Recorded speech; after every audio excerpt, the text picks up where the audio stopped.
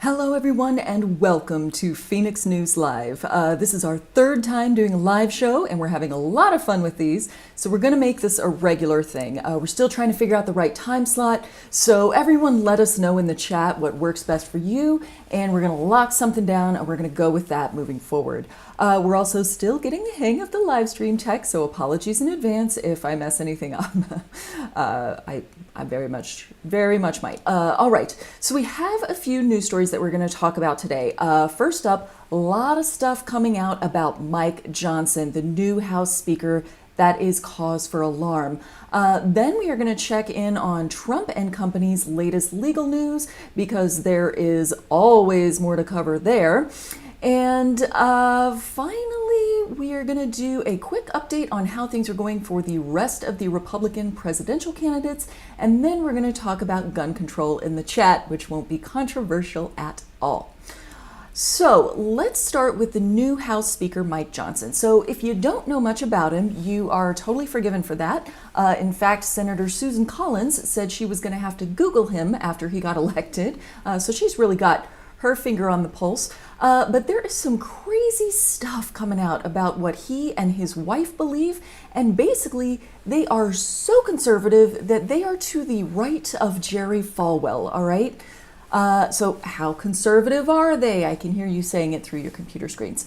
There's the usual stuff. They're not especially fond of gays, not a fan of abortion, anti-immigrant, loves Trump. The usual suspects. That stuff is all table stakes. That's not enough to rile anybody up. It's pretty much expected at this point. So here is where the crazy stuff comes in. He didn't just want gay people to not get married. He wanted to throw them in jail for having sex at all. That is some Uganda shit, y'all. Also, his wife is a Christian counselor who just took her website down because it compared homosexuality to bestiality, and because her treatment philosophy is from some old-timey shit that may actually require you to drink snake oil to sort out your humors. Her approach apparently breaks people down into 5 types: melancholy, choleric, sanguine, supine, and phlegmatic. Now, I dare you to go to your doctor and ask him for a Xeljanz to treat your phlegmatic personality and see what happens with that. Mike and his wife Kelly here, they're obviously real big fans of the Bible. And one of our viewers actually made a really good comment on one of our videos that I thought nicely sums up with what the problem is with him.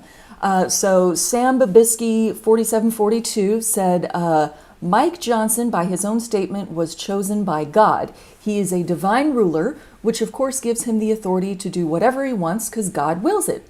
And I thought that was actually a really good point because about 67% of the country identifies as Christian, which leaves 37% of the country SOL if their God, or lack of one, says something different. So I don't know, that could be an issue for just over a third of the country. Kind of sounds like a little bit of a big deal. And I would say that 67%, there's probably a pretty good chunk that is like, yeah, I don't know about this guy.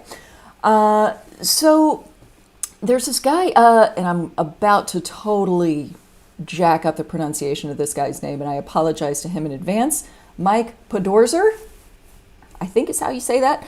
But he is the former political director of the AFL-CIO, and he said, quote, a group that represents less than 15% of the U.S. population commands 70% of the districts comprising the majority party in the House of Representatives. So to simplify that, basically what he's saying is that these ultra-Christians have an outsized amount of representation in the House. But the news is not all bad with this Mike Johnson fella. You are about to be drowning in political ads for the next 12 months. That's actually not the good news. That might drive you insane, in fact. But every ad that the Democrats put out is going to be about how extreme the Republican Party is. And here is the poster boy for Christian extremism served up on a silver platter just in time for election season. Every issue that Republicans are vulnerable on in a general election is one where this guy, Mike Johnson, has the most extreme opinion possible.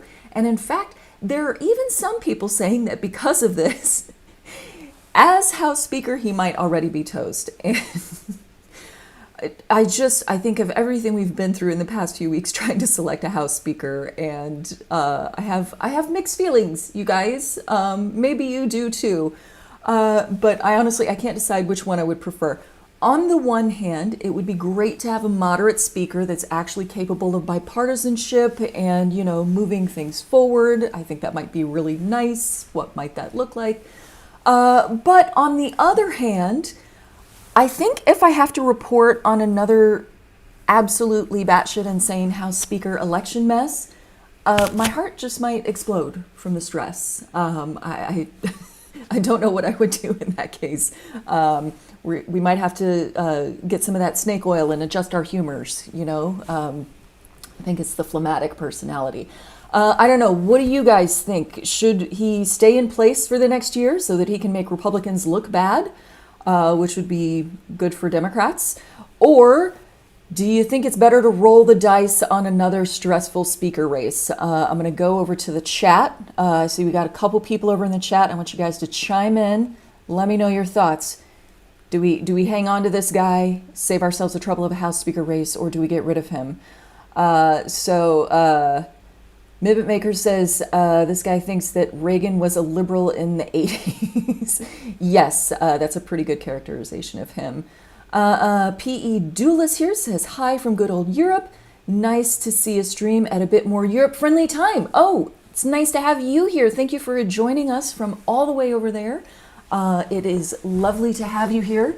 Okay, I see that people are maybe a little bit conflicted about whether or not we hang on to this Mike Johnson guy. So, you keep thinking about it and listen to your heart. Listen to what your heart tells you. If you have opinions, let us know in the chat. But before we move on to this next little bit, I want to remind everybody that there is 3 ways to help us if you are enjoying these live shows. We certainly are. We'd love to keep things going. So if you want to support us, you can. There's 3 ways to help. Number 1 is by donating on Ko-Fi. Number 2 is by becoming a member of our Patreon. You get some free life advice at the middle tier, which is totally worth it. Trust me, our writing staff is very, very savvy. And number 3 is by buying some merch on the Fenix News Network store. So we got shirts, hats, aprons, pillows, teddy bears for the children. Everything you want is all over there. So check that out. Thank you for supporting us. All right, let's see. A couple more comments coming in about this Mike Johnson fella. So Mibbit Maker is suggesting a shorter term as Speaker than Liz Truss as UK Prime Minister. Is it possible to get shorter? I think, if we maybe multiply a Liz Truss lettuce by a Scaramucci, and take the square root of that, maybe we can get to a smaller number than what we've got already. Let's see. P. Dula says, in my view, the best solution would be a Democratic speaker. Amen. Love you, Hakeem Jeffries. But that will most likely not happen before the next election. Also true. I kept hoping as this House Speaker nonsense was going on, I was like, if just 4 Republicans cross over and vote for Hakeem Jeffries, can you imagine just the explosions? Like, we would be mopping up bits of skull off of the House floor because people's heads would explode. And I thought that would be really funny. Sadly, the comedy gods did not smile upon us for that. Let's see. Glenn. Hi, Glenn. Good to see you here. Since he is an insurrectionist, wants to not separate church and state. Boy, does he not want to separate church and state, not even a little bit.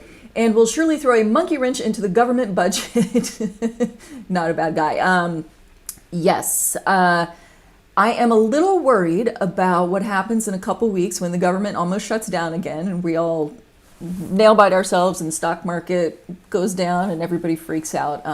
Really looking forward to repeating that process. I'm sure he's going to handle that with all the sanity that it requires, right?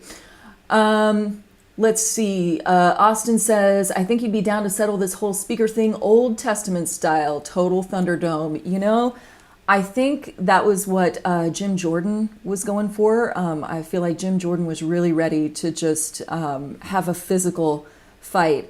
This Mike Johnson fella seems a little more laid back. So, you know, we'll have to see if he's up for engaging in fisticuffs, as they say, since him and his wife like old-timey shit. All right. Okay, so next up we're going to talk about some legal news from the world of Trump, because it is the stregonona of news. There is always more. In fact, if Joe Biden can figure out how to export legal news about Donald Trump in a way that somehow connects to our GDP, I think he can single-handedly save the economy forever. So let's talk about what's going on with our favorite orange former president. Okay, first up, the gag order is back. It was paused. It's been reinstated. And Jack Smith is asking that if Trump violates it again, that he gets thrown in jail. I would definitely need a cigarette if that happened. But also, he would just immediately fundraise off of that. So, I don't know. Also, Steve Bannon, Mike Lindell, and Rudy Giuliani, they are losing legal counsel faster than credibility after being in a Borat movie. They reportedly owe 6- and 7-figure legal bills, and all their calls to their buddy Donald Trump are just going straight to voicemail for some reason. Darndest thing. But you know, maybe this is why Trump keeps violating his gag order. He's doing it out of the kindness of his very large heart, because every time he violates that gag order and he gets in trouble for it, he immediately sends out a fundraising email claiming that he's being persecuted, and the dollars start rolling in. So, you know, maybe he's just trying to take up a collection for his buddies, right? Nah, probably not. That expression, crime doesn't pay, is actually a little bit misleading. Turns out it pays very well for legal teams who know how to rack up billable hours, but you have to take on clients whose rich friends are actually friends. Now, also in Trump legal news coming up, Ivanka is going to testify next week, which should be interesting. Will she be daddy's little girl and perjure herself? Or is Thanksgiving dinner going to be extra awkward this year? Ivanka, you might want to tell Jared that you will be cutting the turkey in Singapore this year. Just head on over to the other side of the world and just stay over there for a bit. And then there is Colorado, where the 14th Amendment case against Trump is underway. And basically the deal with this is they're trying to use the 14th Amendment to say that Trump is not even allowed to be on the ballot as a presidential candidate, which I love that argument. Makes sense to me. There's not too much to report there so far in terms of news because it just got started, but that case is going to be a bellwether for how things could go in other states, and it has the potential to make the election next year very, very interesting. So let's see. Sam, we just quoted you earlier. I don't know if you were here yet or not, but Sam has entered the chat. He's here to dispense wisdom, so get ready. Okay, let's talk about that next election coming up. Not the one next week. That's neither here nor there. Nobody's excited about that election. We want to talk about the one a year from now. So Mike Pence, we have lost Mike Pence. So sorry to see him gone for the race. That is such a huge loss. Oh, look at that. I moved on. Dean Phillips has emerged to challenge Biden on a 2-word campaign platform. He's old. Seems like you need more than that to actually have a coherent campaign, but, you know, Trump got himself elected, so what do I know? Now, over on the GOP side, Nikki Haley is out-polling DeSantis in a few places now, including South Carolina, and this is a little bit sad. Tim Scott is polling in the single digits in his own home state. That's got to sting. There is a debate next week, right after Election Day. And even though the last one had about as much excitement as watching a toilet-drenched iPhone dry out in a canister of rice, this one could actually be interesting. Now, why is that? Well, there's only 4 people so far who are going to be there, and it's the fun ones. We got Chris Christie, Vivek Ramaswamy, Nikki Haley, and Ron DeSantis. So we know what to expect from Chris Christie, and that's always a good time. If Vivek goes back to his first debate persona and, goes full-on attack dog and starts, rapping Eminem lyrics on stage, that could be fun. And most of all, I would really love to watch Nikki Haley clean DeSantis's clock again. If those factors come together, we could actually have a pretty good debate. So we're going to go back to the chat for a second because I got a question for you guys. I'm wondering if you're going to actually watch the debate. Do you think it's going to be interesting? Is it worth checking out? Should we maybe have a debate watch party? Would you guys want to come to that? Let's see what you guys think. So let's see. Mibit Maker is calling Ivanka the Lindsay Bluth / Shiv Roy of real life, which that's actually very accurate. Okay, anybody have opinions on the debate? Do we think it's going to be interesting? Do we think it's going to be a dumpster fire worth watching? Okay, I'm gonna let you guys think about that. Let's see. Austin says he is scared that Nikki Haley will say rational shit again. I don't like how that makes me feel. Here's the thing. If Republicans ran Nikki Haley against Joe Biden, I feel like she would absolutely destroy him. I feel like she has a very good chance. But they don't seem inclined to do that. So unless Trump has some sort of giant health thing or goes to jail or, this 14th Amendment thing starts working out for some reason, I don't see it happening. It seems like it's going to be a rematch, which nobody wants that. Luke Davis. Hi, Luke. Luke, you are 3 for 3, Luke. You are the MVP of the chat. You're always here. We love having you here. You would watch a debate review. Okay, all right. Austin, the people might want us to do this. We're going to have to think about that. Austin says he's hoping that they've all just given up by the time the debate comes around, just a stage full of sad sacks. We could put them all in like black and white striped shirts and have like some sad French music and do like a black and white thing and just do like a, Francois Truffaut drenched in melancholy kind of jam. Luke says he doesn't know enough details of the American elections to be able to understand unless it's explained slowly and helps me laugh. Well, that is what we are here to do. Honestly, taking in the volume of news that I do every day, if I were not making jokes about it, I think I would be a dried up husk of a shell of a empty human being. I would be like one of those hermit crab shells that's like the last one in line that no hermit crab wants to move into because the rest of them are all too big. That's what I would feel like. Mibit Maker says you only watch highlights of these things until the fall campaign season. That's smart. This is a marathon. It's not a sprint. You gotta keep up your energy. I might suggest that you stock up on granola bars and high protein snacks. Maybe have a jar of peanut butter handy in case you need a little energy to get you through it. Okay, there's those little goo packets they have for marathoners. Maybe stash a couple of those in your desk drawer. You might need them later.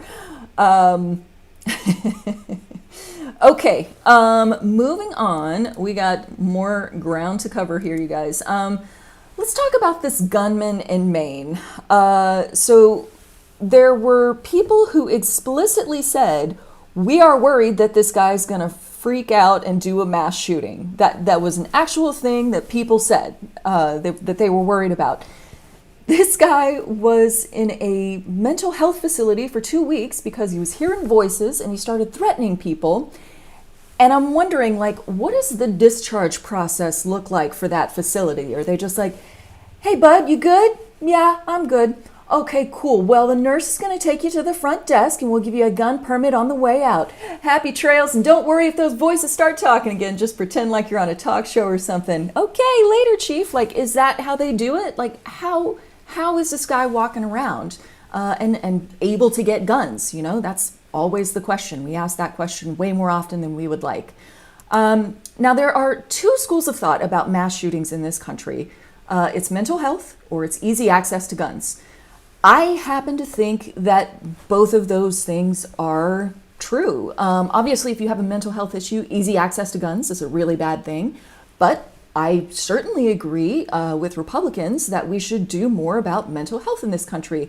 Now, I would really love for Republicans to actually put forward some kind of plan to actually do that, which they don't seem to ever actually do. But in theory, we are on the same page with that. You know, there's so much more to be done about mental health in this country. I think we can all agree that the thinking and the praying doesn't seem to be making people less uptight. So we had some good perspectives in here last week when we had a discussion. So I want to ask, what do you think we should do about the mental health thing and the gun thing, you know, separately or together? I know we have some Aussies and some Kiwis in the mix. So, and we have some Europeans too. So I'm curious to hear your outsider perspective about what's working for you. I'm sure you are looking at this country just thinking like, wow, what, huh? And we are too, honestly. But yeah, let's talk about this. What do we think we should do? I certainly don't have all the answers. Maybe Maker, you're right, both. Austin says that my understanding is that people in several other countries have mental health issues, but somehow lack the mass shootings. Yes, there's one key ingredient to the mass shootings, and it's the shoot part. There's the shooting. Can't do a mass shooting without shooting. It's one of the top two words in that term. Luke says, I'm not aware of any mass shootings which didn't involve mental health questions. And you know, that's an excellent point, okay? If you are a sane, rational human being, a mass shooting is not a thing that you do. So, Luke, you make a good point. Maybe the two are inextricably linked. Maybe we truly cannot address only one or only the other, you know? Okay. So if we're going to do both, then let's do both, you know? I mean, I'd also love to see a Democrat plan for, you know, how they're going to solve mental health too. Let's solve both. Austin says, I vote for actually funding access to mental health services and much stricter access to guns. Both great ideas. So, you know, when we think about mental health in this country, there is a lack of funding. There's a lack of providers. There is no lack of need for those services. If we can come up with billions and billions and billions of dollars for bombs, just bloop, we just manifest it just by thinking about it, then why not with this? Huh? Seems like a good idea. Padula says, I have been to the U.S. quite often and seen most states, spoken with many, but I never understood the love of many for arms. So far, nobody could explain it to me. I kind of get it. So I will tell you guys that I do know how to shoot a gun. I started shooting BB guns at like a very early age. I think when I was like 8 years old, I was shooting cans off of a fence rail because I live in the South. And, you know, I get it. It's fun to like go to the shooting range and shoot. It's good stress relief. It makes you feel powerful. So that's as best as I can explain it. I don't like it enough to want to put one in every single person's hand, especially not people who hear voices. But if that helps explain it all, I don't know if it does, but that's as best as I can understand it. Mimic Maker, sounds like you are also in the same boat there. So yes, I think, you know, most of us agree fewer guns, guns that don't shoot so many bullets so fast. Let's have more, I'm curious about this intersection though of the mental health and the guns. We have like red flag laws, for example, and I'm curious to hear what you guys think about those. But here is an obvious case where it seems like this guy should have been prevented from being anywhere near a gun for the foreseeable future. Like maybe we have a law, for example, where if you have any kind of like big mental health thing where, psychotic, hearing voices, stuff like that, we can figure out which conditions this qualifies for. But from then on out, maybe for the next 5 years, automatic ban. And then we will revisit later, and you have to kind of earn your way back in. I think that's a much better way to do it than just saying, well, I don't know, we treated him and then he left and then we don't know what happened after that. That's obviously not working. All right. I think we are going to go ahead and wrap it up. But if you guys have some more opinions you want to share, please continue to do so in the chat. It's always nice to talk to you guys and get your perspective. When I do the show on Fridays, I love doing the show on Fridays, but I record it alone in a room by myself. And it's nice to have this two-way conversation instead of just me talking at you. So thank you for being here. You make my day brighter by being here. We are going to be back next week. And if you want to get notified about when the next one is going to be, sign up for our newsletter. There's a link in the description below where you can do that, and we'll notify you about what time the next one's going to be. And if you have opinions about what time works best for you to tune in, please put those in here. We know we have some people joining from Europe and Australia and New Zealand, so we want to have the whole globe here. We want all of our friends to be here from across the world. So let us know what times work best for you in the chat here, and we'll do this again next Tuesday.